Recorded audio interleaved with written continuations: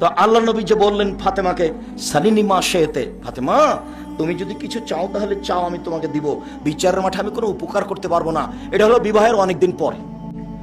বিবাহের পরে সংসার দেখে মেয়ের বাপ জামাইকে বলতে পারে, আচ্ছা বাবা তোমার তো খুব সমস্যা, তুমি তো ভালো ব্যবসা বাণিজ্য করতে পারছো না, আমি না হয় তোমাকে 50,000 টাকা দিলাম, দেখো তো তুমি কিছু করতে পারো কিনা। সেটা ভিন্ন জিনিস। তুমি কোন সাহসে ফার্নিচার নিবা কেন? বলে আমার শ্বশুর খুশি হয়ে দিয়েছে।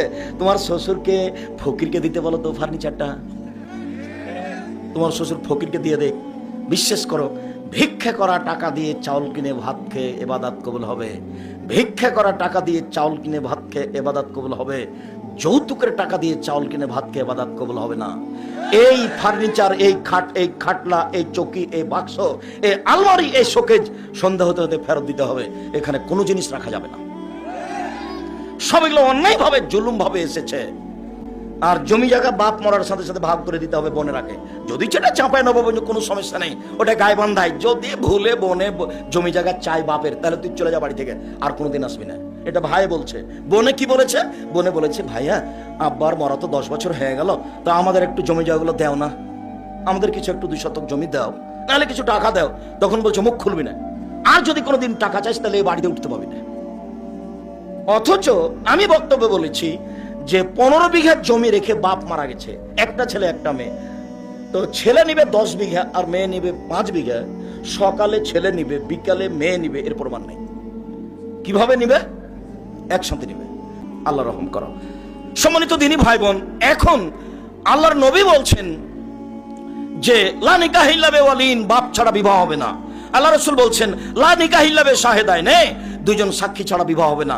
যেমন আমি বলেছি রংপুরের ঘটনা কি চট্টগ্রামের ঘটনা, আমি বলেছি কাজী সাহেব আপনার খাতার পাতাগুলো দিয়ে টয়লেট পেপার হিসেবে ব্যবহার করতে হবে। কেন? ওখানে 4 জন সাক্ষী আছে। কাজী সাহেবের খাতাতে কয়টা সাক্ষী জায়গা আছে? 4 জনের। বলতে পারো কোথায় 4 জন সাক্ষী লাগে?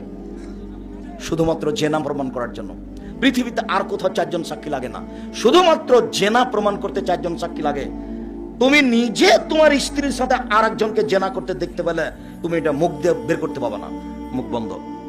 বউ তালাক দিয়ে দাও, সেটা ভিন্ন কথা, কিন্তু বলতে পাবা না। বললেই তোমাকে 80 লাঠি পিটাবে।